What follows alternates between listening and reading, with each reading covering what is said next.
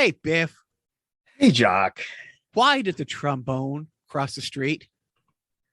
Oh, good gracious. Why did the trombone cross the street, Jock? To get to the other slide.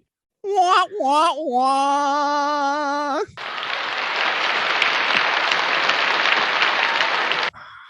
Here's one for you. You might get this one. Hey, Biff, why did Godzilla cross the street? Oh, good Jesus. Why did Godzilla cross the street? To get to the Mothra side.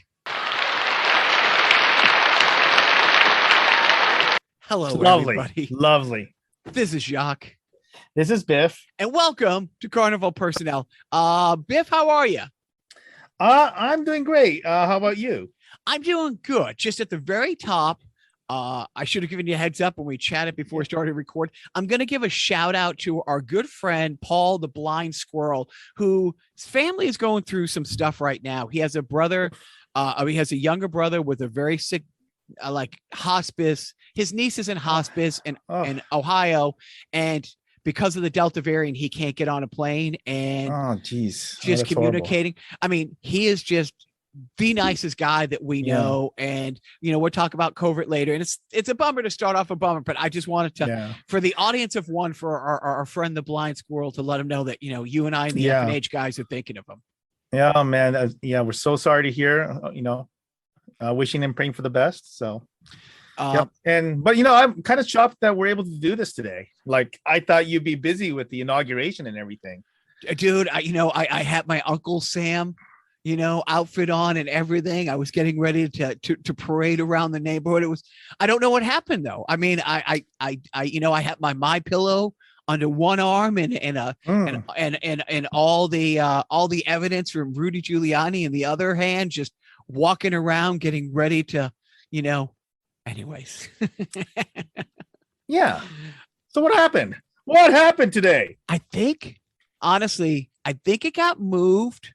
And I'm not kidding. I think it's been moved to either August 30th or I want to say September 30th. I can't keep track of it, but it's like I said a couple weeks ago, when the guy down making the Mayan calendar, down, way back when he kept predicting the end of the world and people would throw their, newborn children into the volcano to, appease the gods, and the end of the world never happened. At what point did they throw that guy in? At what point, it's talking about a moving goalpost, Well, but these things are, sometimes it's not an exact science.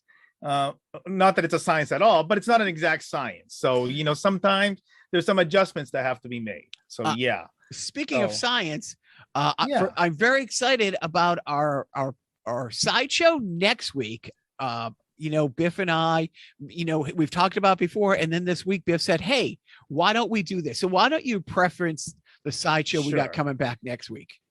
Yeah. And, I like to preface it by saying this is a really bad idea, but we're going to do it anyway. So this podcast. It's a really yes. This it's a big circle that I'm making with my hand that you can't see because it's only audio only. But so I thought, we talk about music a lot, and I don't know why we talk about music at all, because Jacques and I have maybe we intersect that one band of Steel Panther, and we don't listen to the same thing at all. But we thought, hey, it'll be funny when we have such contrasting views on music to come up with a Mount Rushmore of musicians, if you will. So we're kind of trying to assemble a Mount Rushmore at each of the key positions in a band, and then we're going to debate over which 4 people will occupy the Mount Rushmore. So we're going to do that next week, and we're going to do that starting with the rhythm section. So we'll see how that goes, and maybe it'll just end up being the rhythm section, and that's it. But yeah, I mean, because it's so vast, and I think. Talk about a goalpost. We'll kind of figure that one out as we go. What will be tough is topping last week's podcast, last week's sideshow. Dude, the feedback we've both been getting, I mean, when Taylor pops up and, and it's like, that was a great podcast. It's like, she is, as you all know, who've heard it now, so incredibly smart, so incredibly funny, such a fan. Just her reasoning why she likes She-Hulk versus Wonder Woman. She loves Wonder Woman, but why she picks that over it. And just the story, the old fashioned story, even in a modern day world, the old fashioned get the gig in the mailroom and work your way up. Yeah. But specifically why, the detailed of like, hey, Yeah. this is my journey, but it also works for other people because X, Y, and Z. It was smart, it was funny, and it will be hard to top that. But I am looking. Well, that plus, it's kind of like, you were eating school cafeteria food all your life, and suddenly somebody takes you to a Michelin restaurant. That's what it's really like. So all four listeners, or however many we got right now, we apologize for being the school cafeteria, but we delivered 1 week of Michelin. Yeah. I don't think I've ever been. No, I probably have been because of the management's job. Hey, let's talk about some missed opportunities. Yes. What is Jeopardy? Are you up to date on the? I am up to date on the so-called saga. Even though my give a crap-o-meter is relatively low on this subject matter, but yes, I am up to date on it. So, well, we love Jeopardy. We love Jeopardy. Yeah. It's a staple. It's a staple in our house forever.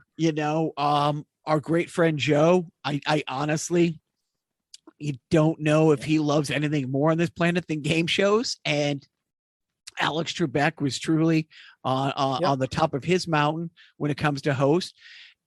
And it's been interesting over the last year, like the guest host. It was actually interesting. I thought Aaron Rodgers did a better job than I thought he might do.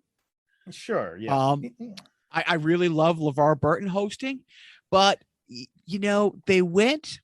You want to say they went with the safe pick for like middle America. So they replaced an older white gentleman with an older white gentleman, in this age of like inclusion. I think if you say safe pick, are you talking about like, you went with a Dick Cheney pick? Is that what you're talking about? Yeah. Well, I mean, let's face it. You and I forget I'm on one coast, you're on the other coast. And a lot of meatheads in the middle, get scared of people who don't look like me, and well, no. If that's the issue, right? They could have gone with Ken Jennings, right? Ken Jennings was part of the team that picked him. I think Ken Jennings has been a consulting producer. But this guy, Mike Richards, is one of the executive producers of the show. Yeah, I think he picked himself, and he doesn't have the greatest history. In light of everything in the last few years with Time's Up, I don't know. I mean, if you listen to Cuomo's press conference from this week, I think that maybe he was kind of misunderstood in terms of what was going on. There is an argument with some of the old people who who gave hugs, who gave pat on the backs and stuff like that. But this is a different situation. I know. I realize. Yeah, he didn't have the best, but for all the other reasons, because Time's Up and because of inclusion, because of diversity. They should have gone with, a LeVar Burton. And look, I like the other pick. She's so crazy, super smart. What's really funny, and the other host that they have, the Mayalik. Am I saying her name right? Yeah. Miyam Bialik, right? Or something she's the only person on the Big Bang Theory who actually had a doctorate degree. She's probably as smart in real life as her character was on the show. And it's great that she's going to be like the primetime host when they have special events and other things. But I really think they kind of dropped the ball on going with a more, I don't know, just a different person. Go with some diversity, go with some inclusion. And if you're going to go with an old white guy, maybe not somebody who has a history of being a dick hanging over his head. Well, I mean, I think part of this, so there is a little bit of a controversy on Bialik's side too, right? Because she's got some like anti-vax history and stuff like that also, right? It's interesting you say that. She has anti-vax history, but she has legitimate anti-vax history for medical reasons, and she's but in light of what's going on with COVID, that's not anti-vax, right? No, it's not anti-vax. It's which is really funny, and we've talked about it. We've had a situation where our oldest kid had trouble being vaccinated, not anti-vaxxed, but when COVID hit, we had to roll the dice. As soon as he was eligible, we didn't go to CVS. We went in his doctor's office under supervision, and she did pretty much the same thing. She's like, you know, things change, science change, opinions have to change with the times and the science.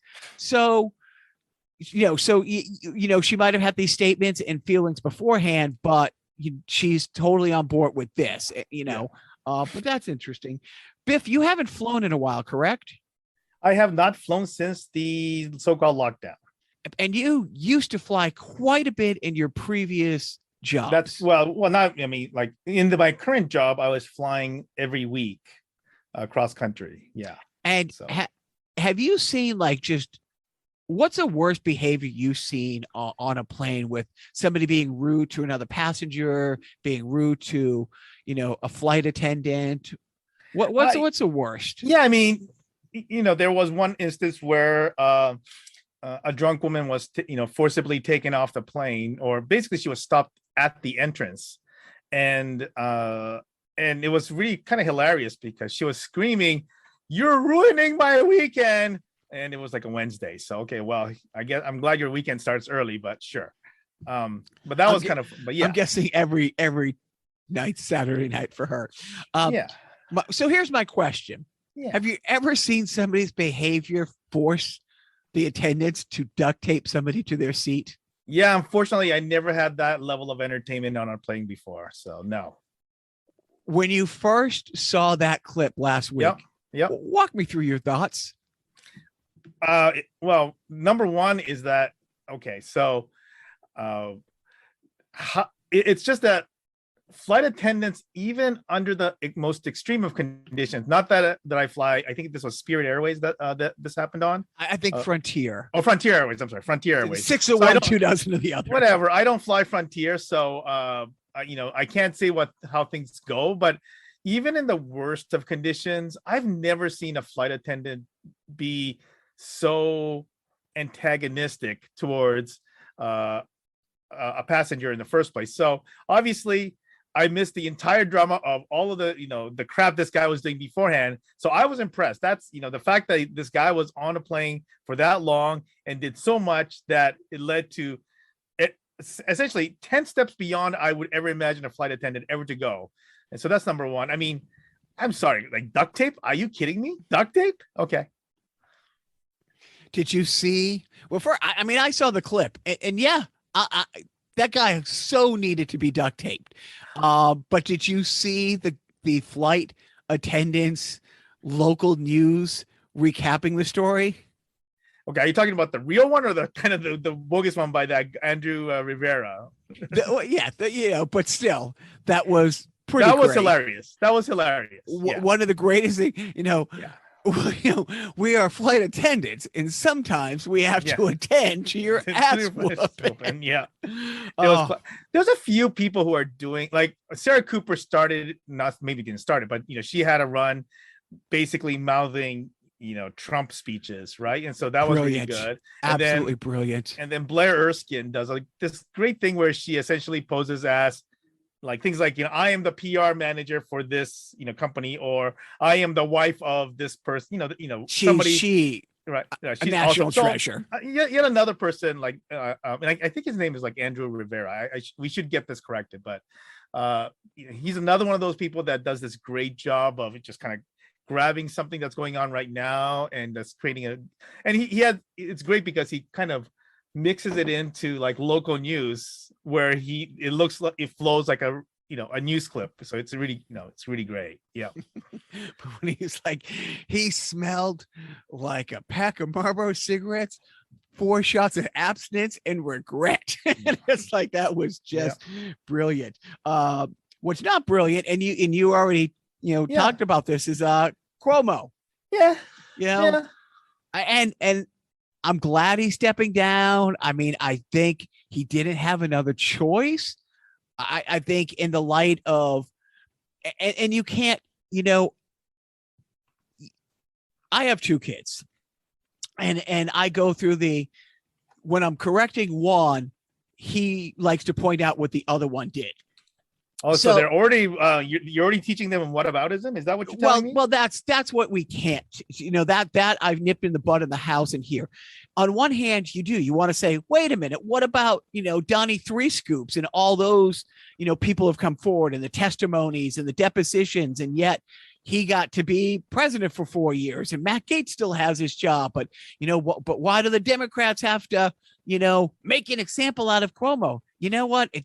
You have to make an example out of Cuomo because as great of a job as he did as a governor, I think, as much as I kind of liked him, yeah, there was an investigation and you got your say in 11 people, and some of the transgressions are more egregious than others. But at the end of the day, yeah, that shit is all over, and you just got to go away for the betterment of your state, of your party, and because you did some shitty stuff.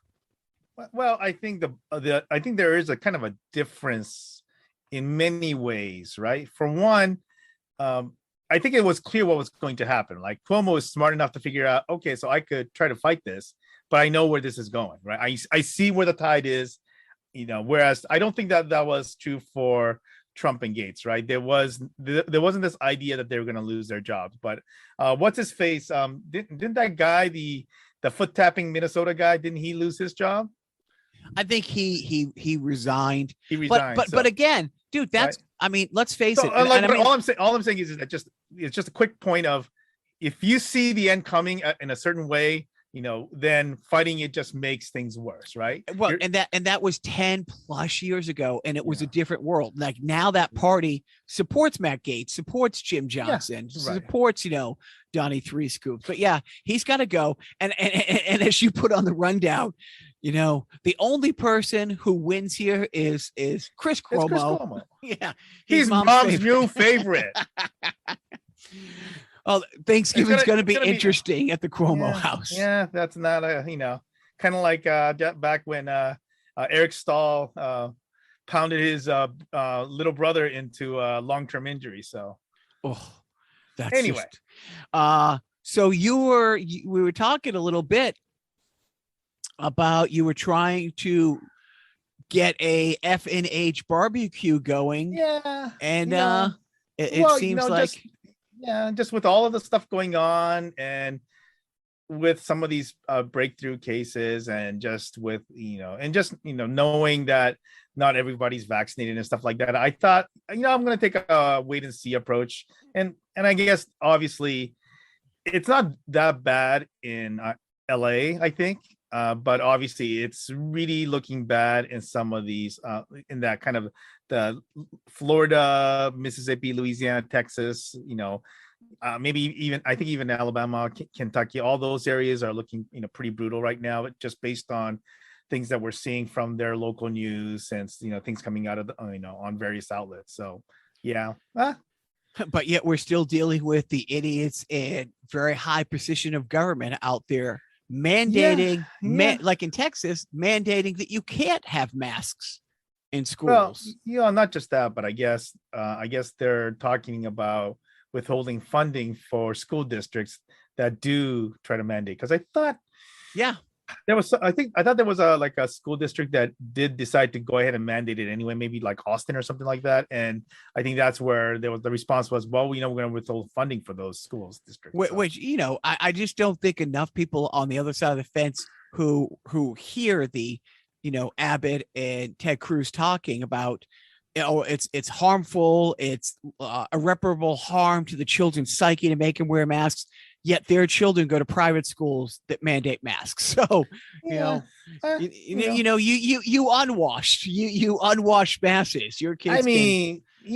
Like all these people. I mean, you look at Rand Paul's little rant this week.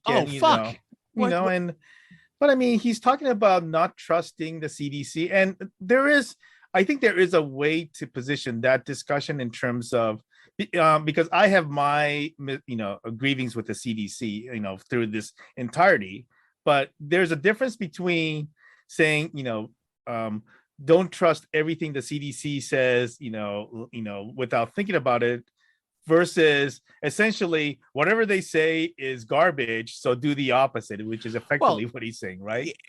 I want to say he took it a step further. He took it 100 steps further. Yeah. He said that the Democrats are going down to the border and getting migrants with COVID and planting them around the country. It's like, dude, and again, but you know what? I don't know why that's an issue. I don't know why that's an issue, because all of these people are protected by God, right? Right. And so, yeah, or their diet, or their healthy living. they cross train. Right. So I think that, and they eat kale or something. I don't know. Acai juice. Who knows? So why are they worried about these people coming over? They're protected. So let's talk about something actually maybe positive. The infrastructure bill. Yeah. We went from 4 years of 52 week a year talking about infrastructure week to actually moving forward with something. Well, they still have to reconcile it, right, in the House. And it's got a long way to go, but yeah. And the funny thing is, again, the people fighting hardest against it tend to be from the places that need it the most. Well, I think right now it's not but it passed through the Senate, right? But I think as it goes into the House, I think it's going to be kind of both. I'm not trying to be the both sides guy as much as to say there's also constituencies on the progressive side that wants this bill to do more than what the Senate has put in, right? So that's where the reconciliation is going to be a big issue, and we'll see how it goes. I'm kind of.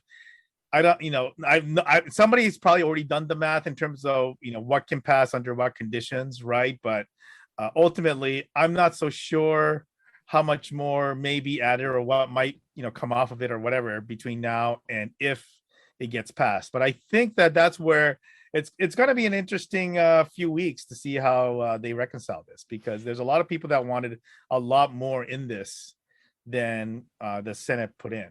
Right. And it's one of those things. What can you get through? It's the same with, Obamacare. It was what came out with was just a tenth of what they were trying to put in. They wanted to set up single payer, right? So obviously that was the kind of the dream. Well, right. But then they got this is where they settled, right? So we'll see. And so one thing I wanted to touch on was you're in California. You are boots on the ground. What's your take on this recall, and how likely is it to actually work? Because from an outsider looking in, California last year put the most money into the federal kitty. They actually had such a surplus that one of the things that Newsom has to deal with this year is appropriate ways to pay back some of the extra tax money, because in the California state bylaws, if you have X amount of surplus, you have to give some of the money back to the, and so California you hear about this mass exodus and all this shitty stuff from California, the homeless situation that's been a tough thing. But on the other hand, he's been a pretty great governor, and this whole recall thing has been driven by, honestly, like a half a dozen people, truly led by Newt Gingrich. Okay, so I wouldn't go as far as to say a great governor when he's like attending a French Laundry dinner during the pandemic, when he's telling everybody to Has he made mistakes? Right? Has he made mistakes? I'm just saying. So I'm saying that's a pretty big mistake for a guy who one would call great. That's all I'm saying. When you're at the leadership position, yes, the practice what you preach stuff. I'm sorry, but when you have that kind of a failure, that's all I'm saying. That was a horrible look. Yeah. So I will definitely say that he is not this atrocity that is made out to be in this recall effort either. I don't, but I will also preface this to say I've never really been a big Newsom fan. But having said all of that, I think this is really a matter of timing from the standpoint of when that ballot hits. And so we're talking about when the ballots start hitting the mailboxes, and then when the actual voting occurs. I imagine California is still going to have a large number of this done via mail-in, because my understanding is that these recall ballots are going to be just mailed out automatically. So everybody's just going to get it in their mailbox and so on. I think it's going to really depend on how things are going when this happens, because one of the things that it kind of goes back to what we were talking about earlier. California has these kind of surging numbers, relatively speaking, but the hospital's not in such dire shape, right? So I saw a writer from The Athletic who is based in Kentucky basically say that his daughter got a breakthrough. Oh no, his daughter can't be vaccinated, and she got COVID. He's feeling like crap, so he thinks he has it, so he wants to get tested, but he can't get any testing done. And then the do it at home test kits are all sold out. And coincidentally, I went to pick up some medication today at the pharmacy, and I saw a whole rack of these self-test kits. And I said, well, who? And it's $24. And I said, who the heck is going to pay $24 for that stuff? You could just go down the street and walk in. And so, and then when I saw the tweet, I did check, and there was 3 places within 5 miles of where I am where you could literally walk in to get your COVID test today. So I think that the situation in California is very different from the situation in some of the other places. So I think that'll probably play in a lot. Like if there's another, what it probably also means though is that he's probably not going to do another state mandated lockdown kind of a thing like we had earlier on, because I think that will be too, negatively impacting for him. So I think that's going to come into play, but we'll see. Do you know if there's mask mandates for the schools? I think that is starting to come. So right now, and I think that's being done more locally than at the state level, right? So I think Los Angeles is has mandated it for all of its employees and all indoor retail and stuff like that. I can't remember if I know that was in discussion, but I don't know if that's actually passed yet, been posted or not. And I think the UC schools have a mandate. Cal State system did not at the initial point, and then of course that may have also changed by now. So, and the direction is kind of going in that way, I think. And the private businesses are also doing this also, like AEG, which is the Anschutz Group, entertainment group, which is they own the Staples Center, they own the Kings, the biggest concert company in Southern California, if not California as a whole, has mandated masks, or not masks, vaccination or proof of negative COVID test to enter their concerts. So we're talking a few weeks when we see how the numbers are when the Kings start, because we're about 7 weeks out, 8 weeks out from the season, 6, 7 weeks out. Yeah. So the Winnipeg Jets announced that they're going to require either a negative test within 72 hours or proof of vaccination to go to their game.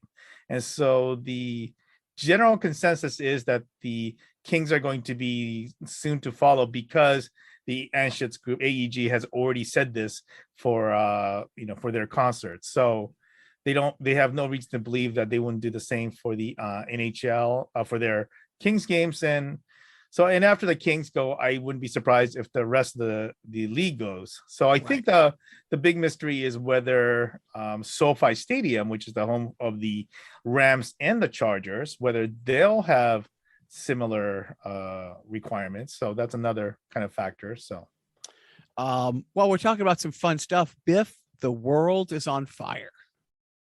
Yes, well, I mean, the world is on fire. Yes. I mean, and I think this news story was shocking to me, considering how much California has been on fire, and it hasn't been. Southern California hasn't been too bad. Northern California has been atrocious again, and Oregon, and to a point where all of those fires are now cutting across to places like Ohio, and even further east than that. But my God, did you see that news story on the Siberian fire and how it's bigger than all the other fires combined? That is insanity. I mean, you think of Siberia and you think, oh, that's one of the coldest places on the planet. But truly, when they talked about the square, tens of thousands of yards and how it's affecting the air quality, thousands and thousands of miles away, and there's no end in sight right now. Right.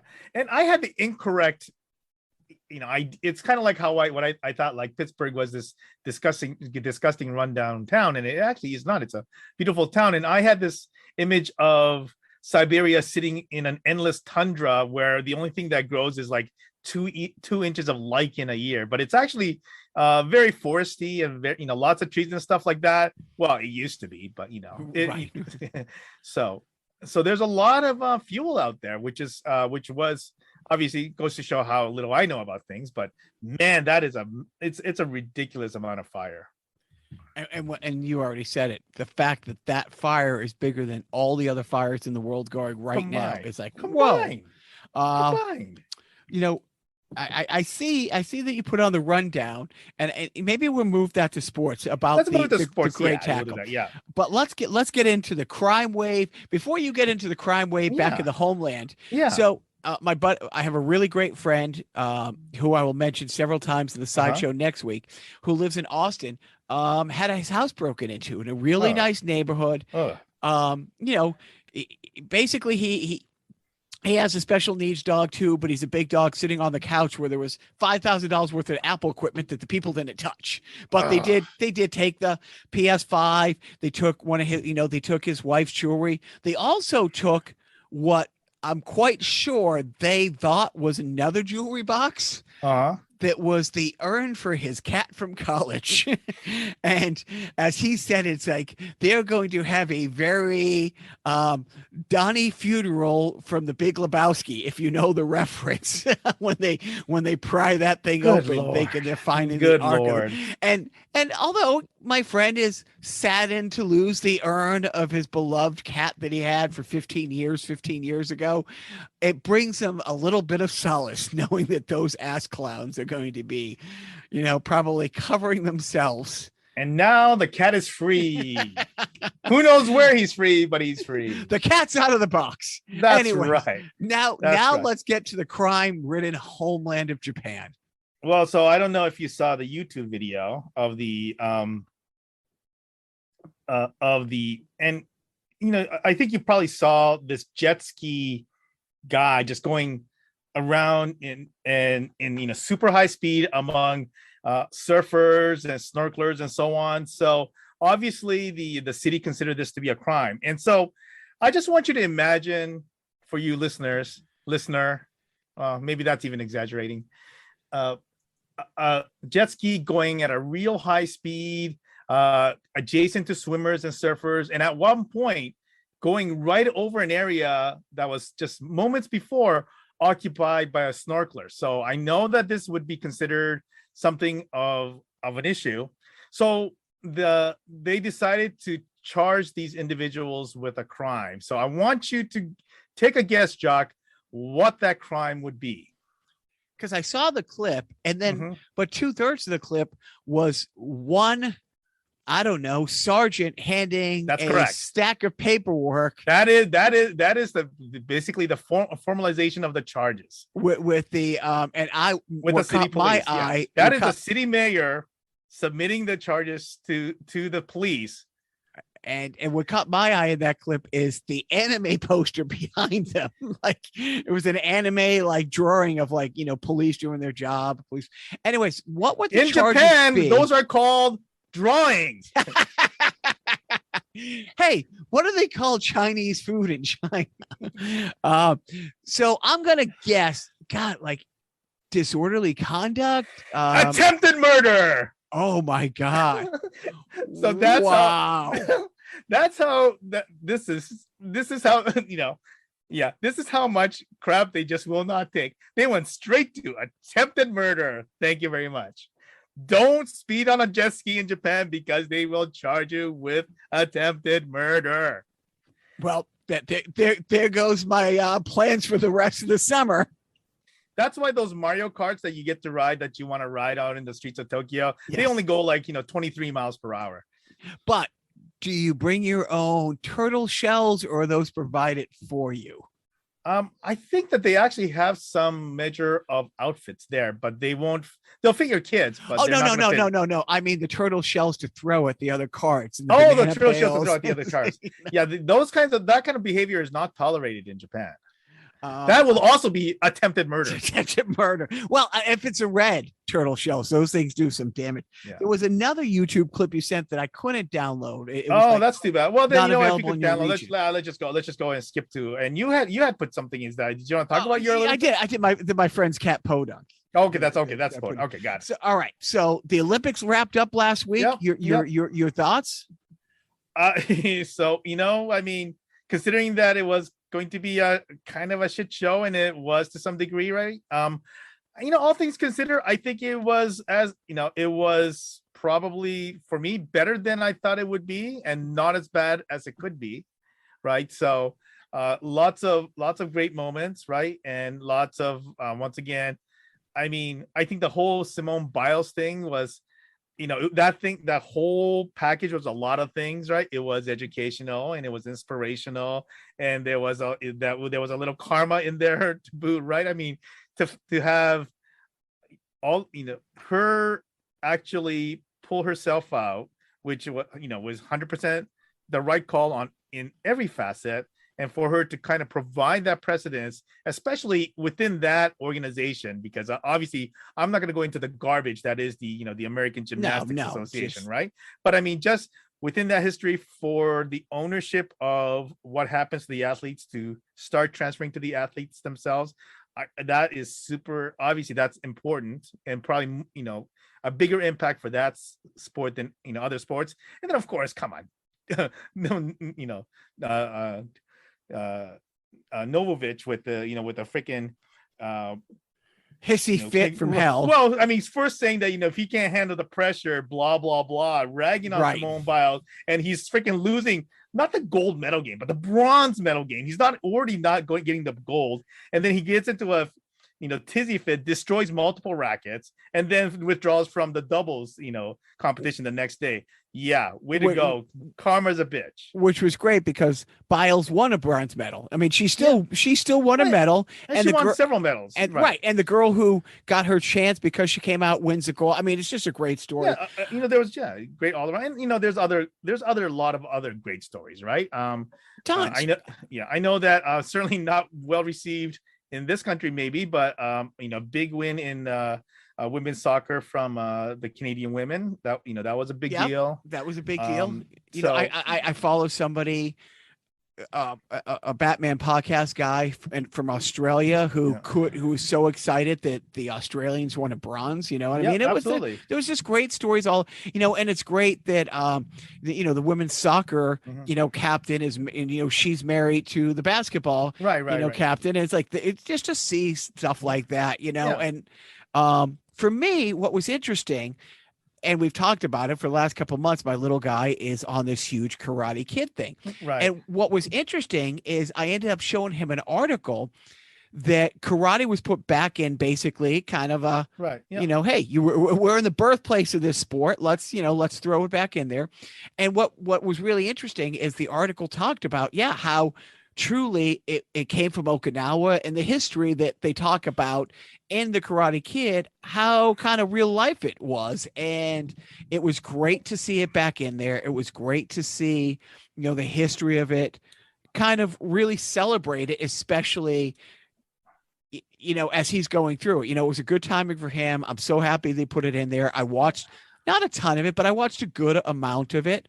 It's awesome. That one had an unfortunate incident. So it did. You see, that gold medal match where essentially what seemed like a highlight reel finish was deemed to be essentially, a reckless move by the judges. So the guy, and for those who haven't seen him, in a gold medal match, in one of the fighters who was kind of behind in the match landed a kick in the opposition's chin and knocked him out. And so at that point, after essentially the guy couldn't get up, the fight was over.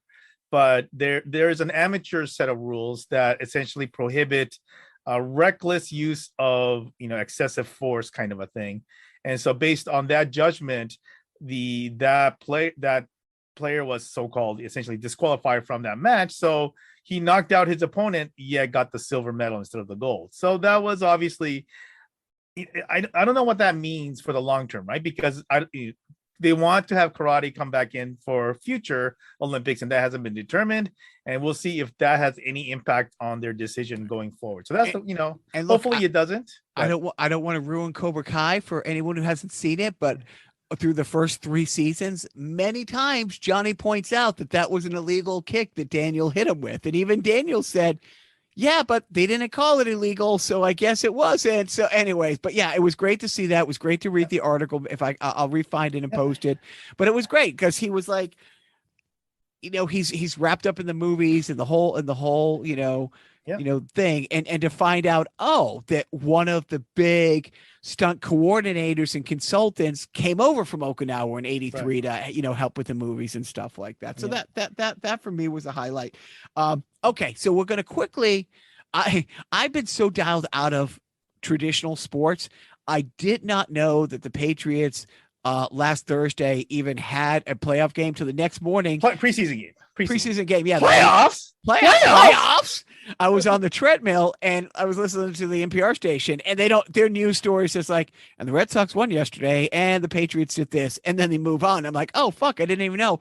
But there was an amazing tackle last week that I'm going to let you talk about. Yeah. I mean, obviously, and it's really one of those things where you have these, just like, Bo Jackson could play baseball and football. We saw something on the baseball field at Dodger Stadium last week where some idiot unruly fan decides to take a run on the field. He's being chased by a good half a dozen ground crew and maybe some security crew. And as he approaches right field, the ball girl in that right field corner gets up and tackles him and knocks him over the fence, which was really one of the best tackles I've seen in a long, long time. And obviously, I'm sure she got a standing ovation. I'm sure this is the kind of talent that NFL is looking for. I don't know when she's going to be contacted for her contract with the Chargers, because certainly they need help. But spectacular. So for those of you who didn't see it, go look up Dodger ball girl tackle and you'll see some spectacular footage. I mean, I know that the networks years ago started cutting away from the right, and that's why this was a fan shot. This was a fan shot. At least the one that I saw was a fan shot. But I think they should cover those, those chases, but they have to play the Benny Hill chase music. I think what they should do is they should go. Yeah.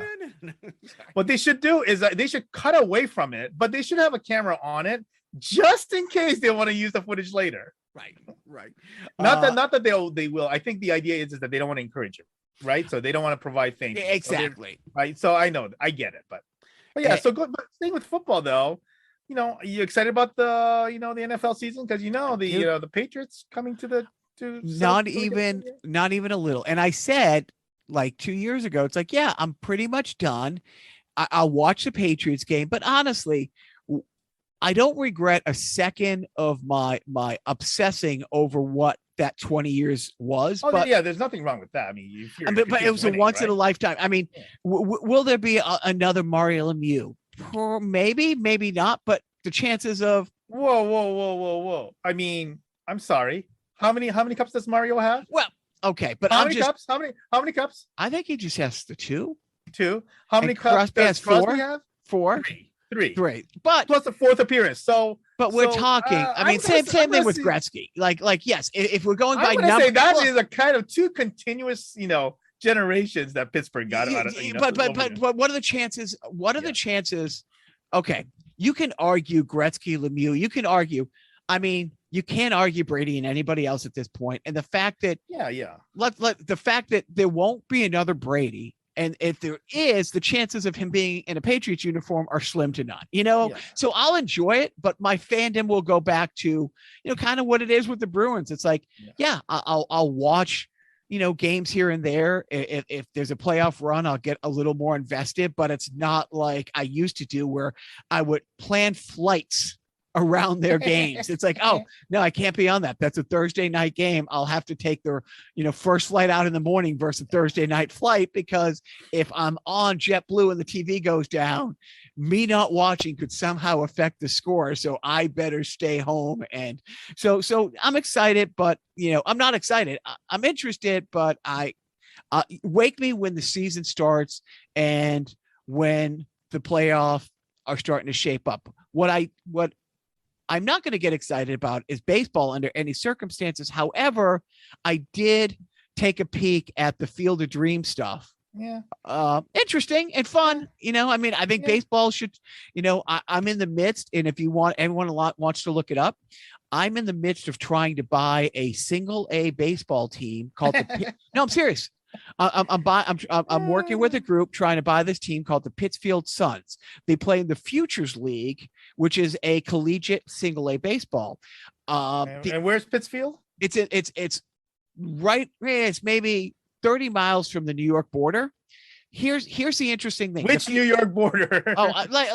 Massachusetts, New York border. Massachusetts. Yeah, I'm sorry. It's halfway between Springfield and Albany. Got it. Thank you.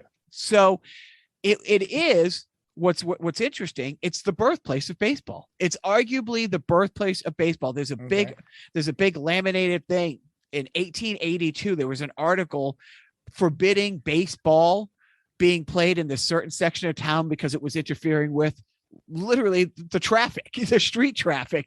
And there's still a plaque there that they put up, 100 and whatever years ago, like banning baseball from being played at this square. The park is 102 years old, and it's the only professional ballpark in the United States that quote unquote faces the wrong way. When it was built, it was built before lights. And so it was built for maximum sunlight. Now, flash forward, 100 years later, sometime around 7:05, the games usually start at 6:30. At 7:05, you have to have a sun break because the sun beams straight at the batter, catcher, umpire's face. Like it's brutal the way the sun comes in.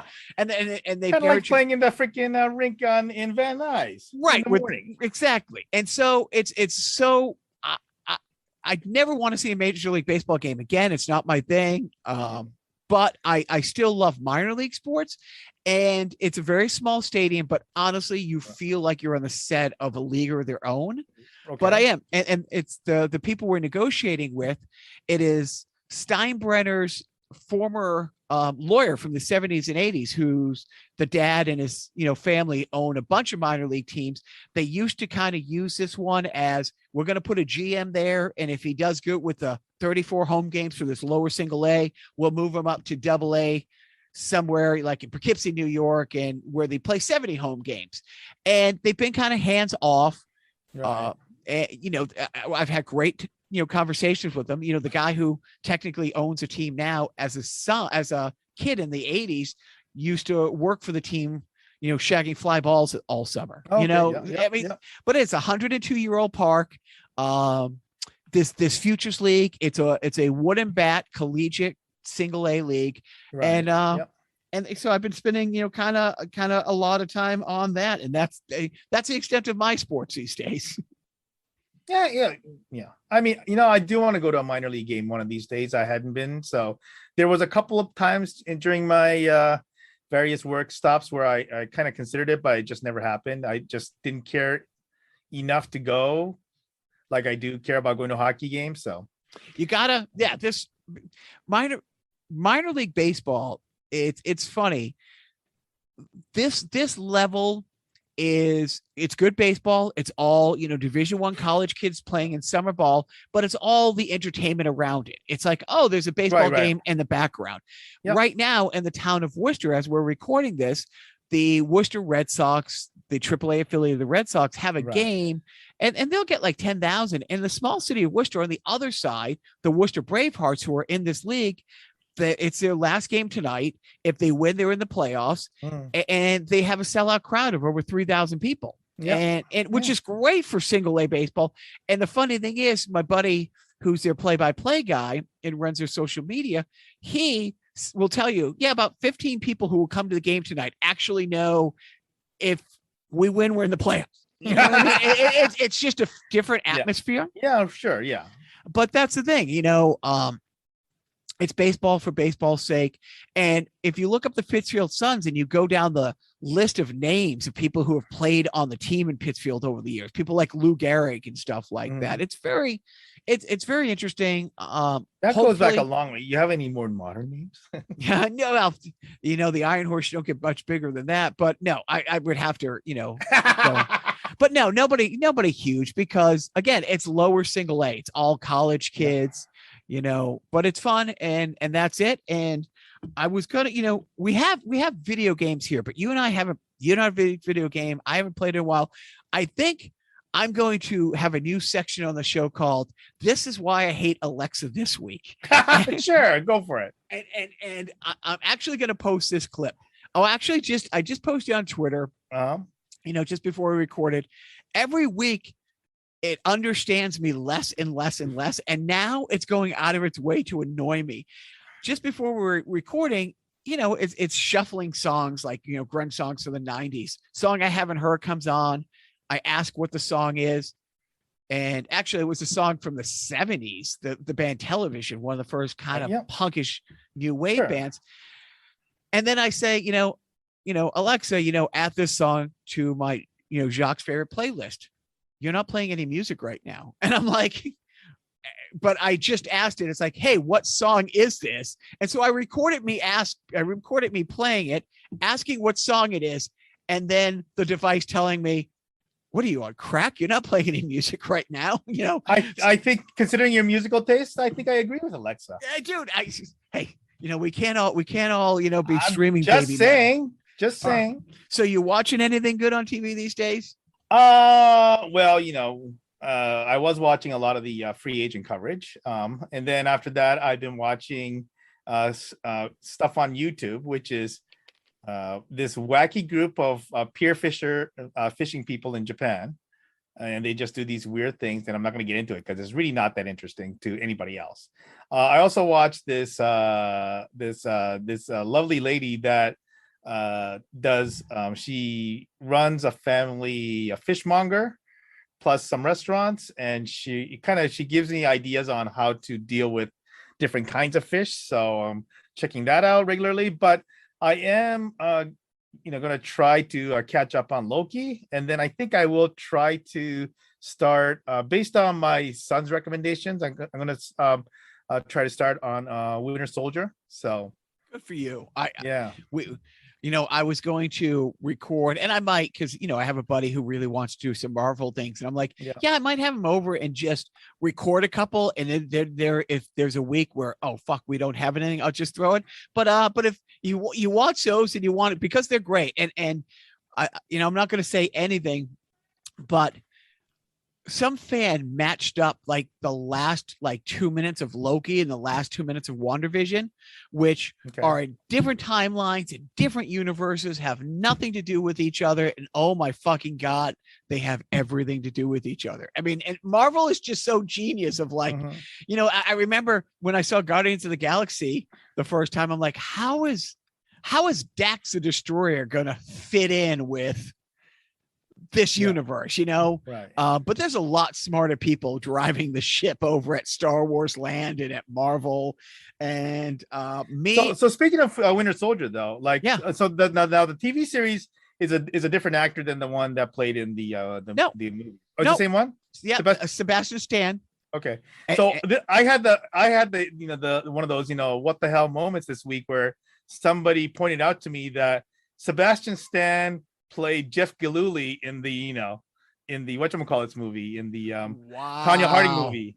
It's like, what the wow, he parlayed that into a starring role in the Marvel Cinematic Universe. It was a little while back, but still not that far off, because Margot Robbie was Tanya Harding, I think. So yeah, there you go. That's awesome. I had, obviously I had no day. I'm kind of surprised that you didn't know that, but So I haven't watched it yet, but I'm hoping that this weekend, because I've been, every time I see something on Twitter or wherever, I just scroll past, because I haven't watched Suicide Squad yet. We went to see Black Widow in the theater, and just like we were talking about earlier, I want to see it in the big theater, but dude, I don't want to. I can't go to a movie Yeah. theater and not wear a mask, and I don't want to Right. wear a mask while watching a movie. So I'll just stay at home, and I think I'm going to watch that this weekend. Yeah, we'll be getting that, and we'll also be getting the Black Widow. We haven't seen it yet, but we're not going to go out to the theaters to see those. So yeah,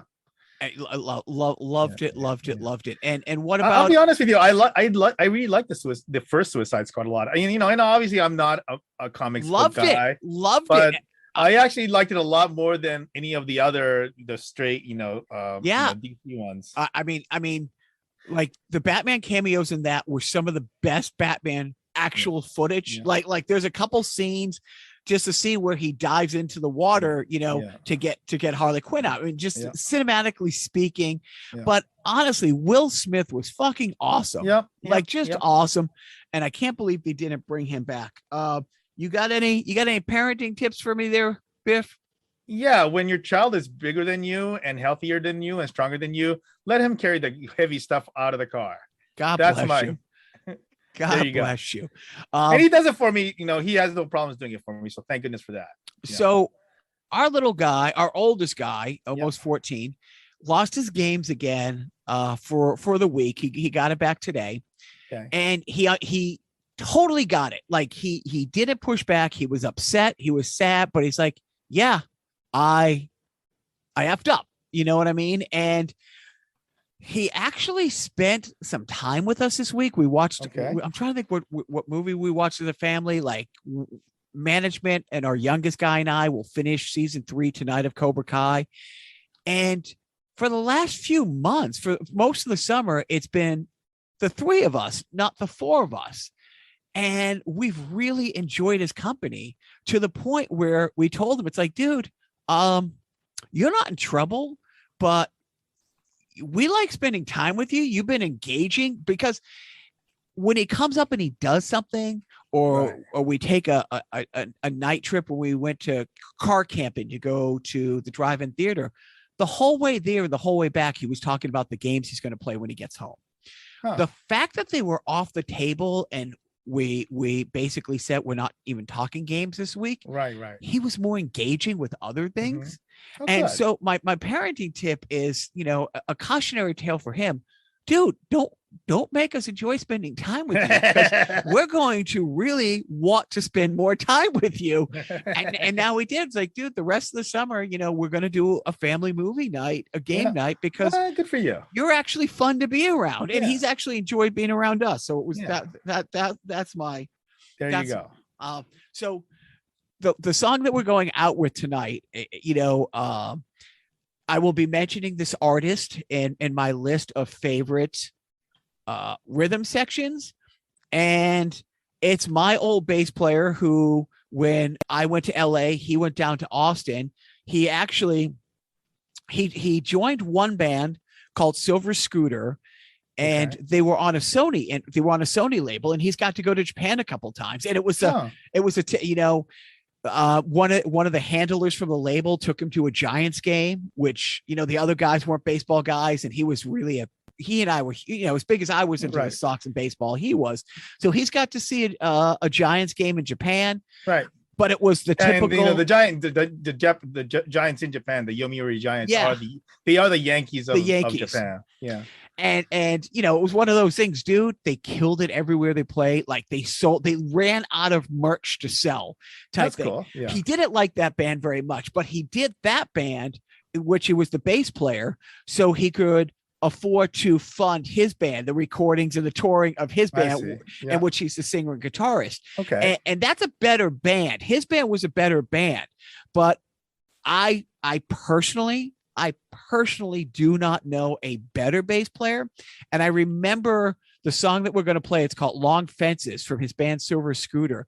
And I got the CD, and then it was like 3 months later, he came through town, and I went to see him play twice. He played at a record store in the afternoon, and then they played, it was in Silver Lake. What's a cool place in Silver Lake over there? Damn it. Yeah, you know what? I don't go to cool places anywhere because I listen to heavy metal music. It's a place that if I said, the place, you know what I mean? Yeah. Okay. No, it's a very famous place. And when I got the CD, I'm like, oh, this is really good. Fucking, he is killing. But there's one song where he does like 2 bass lines, which he's not not an overdub kind of guy. Right. And then I saw him playing it. It's like, oh, no, he's just playing two bass parts at once, you know? And it's like, I always knew how fucking good he was, Yeah. but now I'm watching him do it and I'm like, yeah, you have no right being that good. You just don't. So anyways, so we'll talk about a little bit about Silver Scooter and my buddy John, but this is Long Fences. Biff, last words? No. I'm just gonna say, well, I would say this. I think with the one we talked about this at length, with the COVID heat, kind of heating up again, all the various places are having new mandates about vaccinations and mask mandates and whatnot. So I think that one of the things that you need to do is when you leave your house, don't forget